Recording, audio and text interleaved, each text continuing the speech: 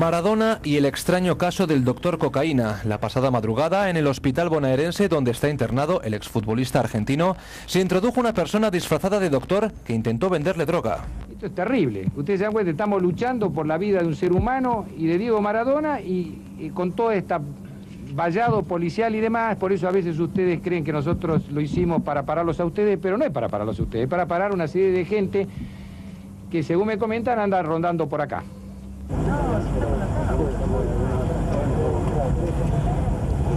Entonces a mí me gustaría, ¿no es cierto?, que en vez de poner carteles aguante Diego y bandera, que pongan maldita cocaína. La indignación del personal médico no es de extrañar. Sin embargo, la duda se cierne sobre este caso, puesto que según el doctor Álvarez, el falso médico, cuando buscaba la habitación de Maradona, fue identificado como un proveedor de cocaína e inmediatamente después se esfumó. El cardiólogo no quiso dar más explicaciones. Sí fue claro al explicar que si Maradona interrumpe su tratamiento, las drogas le pueden causar la muerte súbita.